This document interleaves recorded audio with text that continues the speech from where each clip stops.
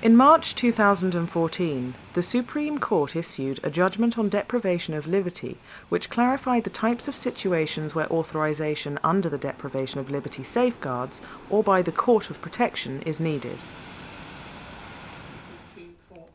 A panel of Mental Capacity Act experts discuss case studies in light of the ruling.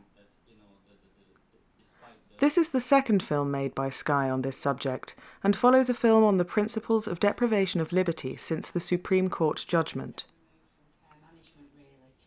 It's been about a year now since the Supreme Court gave its landmark ruling really about deprivation of liberty, which has caused a huge amount of interest in our world, the world of the Mental Capacity Act and Doles.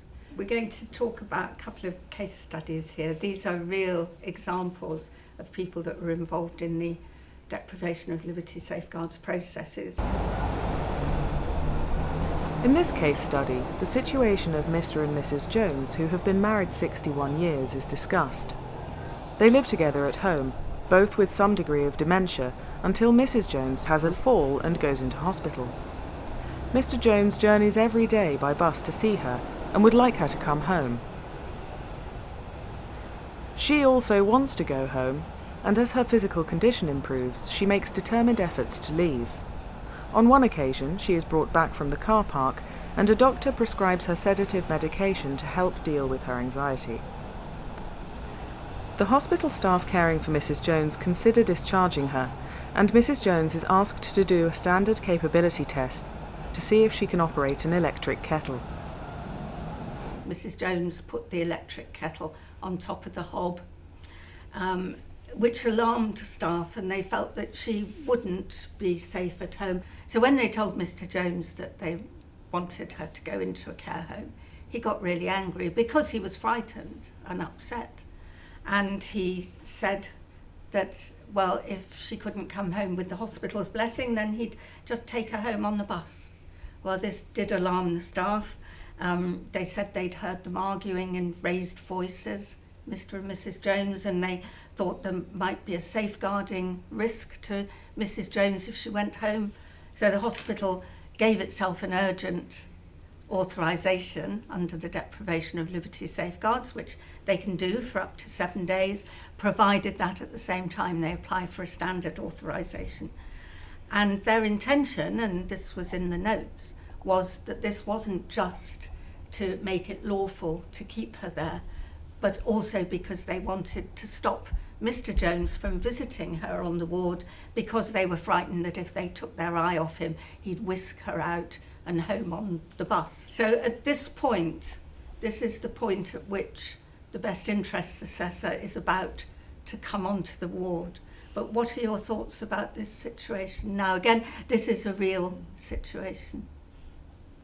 Well, I would want to take it back to looking at her capacity. She could discharge herself if she wanted to, because it says her physical condition improved, so she was medically fit for discharge.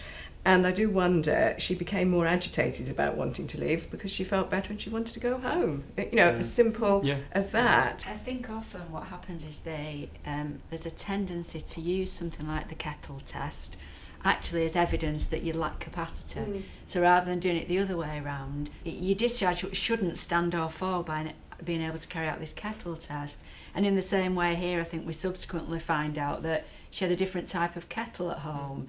It's about not using evidence for our own ends, really, because everybody feels in this very paternalistic way that perhaps she ought to be in a care home now. It's the sense that safeguarding is being done to this person as opposed to enabling that person. It feels incredibly risk averse. Yes. To the extent that it's really the hospital getting its own way and not actually thinking about the individual, really.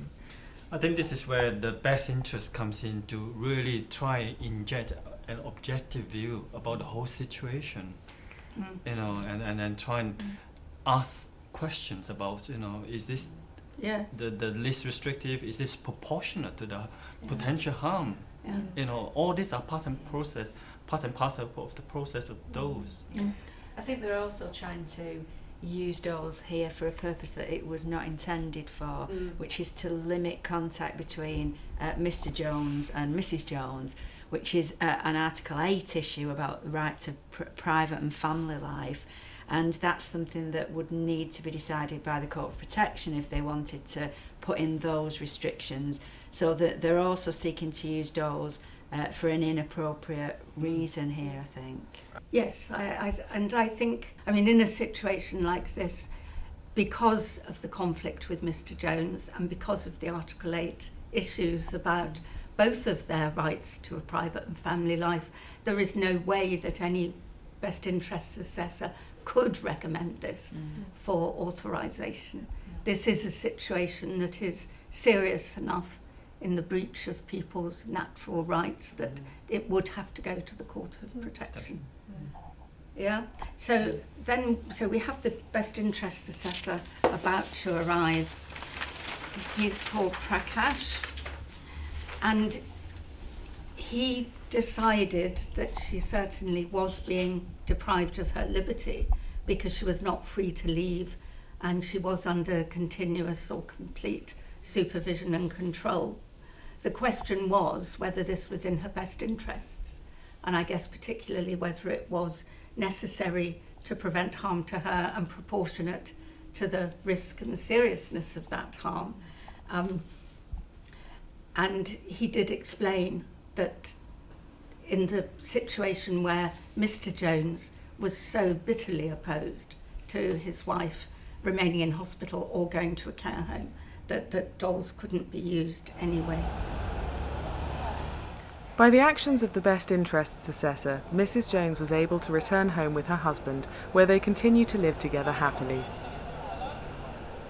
I think it's a great example of what BIAs do. You know, it is about looking into every bit of detail.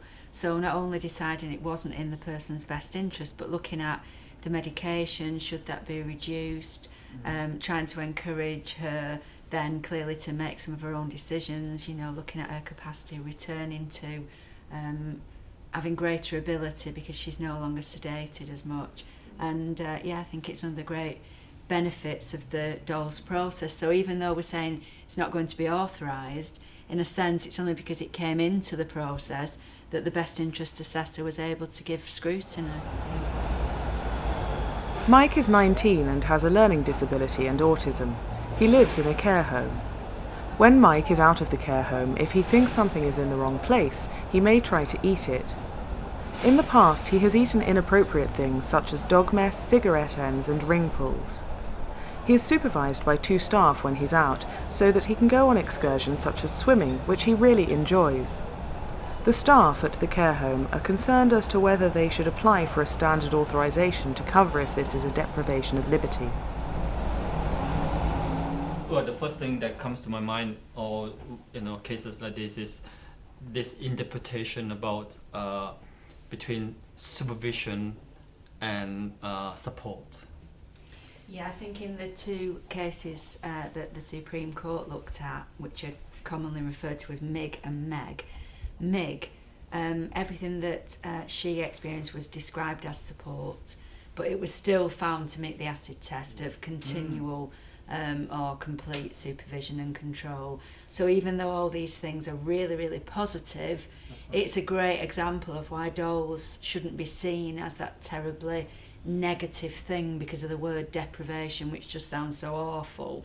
But actually it's a really positive thing, very enabling, and this chap's got the quality of life that he has, but it still amounts to this technical thing, which is a deprivation of liberty, and he's provided with rights, human rights, access to have that looked at again, and the right not to be deprived of liberty unless someone's authorised it, which are really key human rights.